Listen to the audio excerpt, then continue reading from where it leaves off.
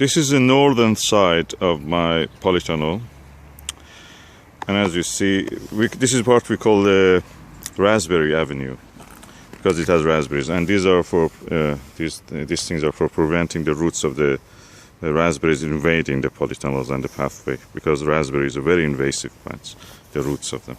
They're very shallow and they can easily go and spread themselves. But what I'm going to tell now is about how I protected the polytunnel from the wind. You know, the wind can be a big problem, especially if a polytunnel. Polytunnels are usually built strong, unless you are a wicked man who didn't build it strong enough.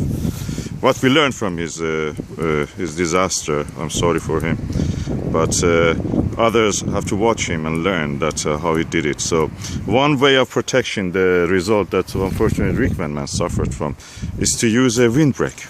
And that is what we have here now. It's a 20% windbreak, 20% shade windbreak.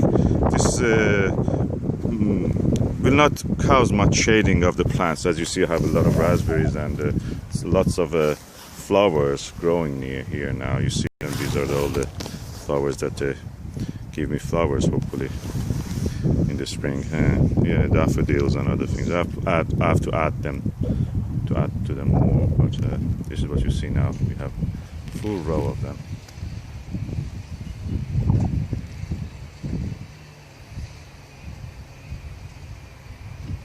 I have to weed them also a little bit, but it's not bad to have a little bit, you know, rustic, wild shape. But what I'm telling that north wind can be dangerous because it's cold. It's quite and cause damage. Is very strong. West, northwest, of course. That is almost northwest and a little bit toward the north side of the allotment. So practically this gives me what I am after. Gives me the shade from the wind. And slightly shading also from the extreme sunlight. But it definitely keeps the space several degrees warmer than what is outside because of the chill factor. And you can feel it. When you come here, you feel it is not as cold as outside. Even though that I'm not in the polytunnel now, polytunnel is somewhere here inside. Inside this is warmer and needs ventilation, of course. And that's what I have done. I put about a roll of this material. There are thicker ones. Thicker ones didn't do for me because they just practically blocked most of the light. I didn't want it that 30, 40, 50, 60% shade. Was not for this purpose that I wanted. I didn't need shade. I need more sunlight, and also have a polytunnel. I need sunlight for that. Any direction light coming is helpful. But what I wanted is that a little bit protection from the wind. I'm not going to yak about this anymore.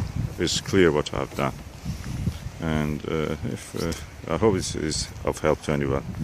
You feel this difference in temperature when you are inside this enclosure of the polytunnel and the area outside.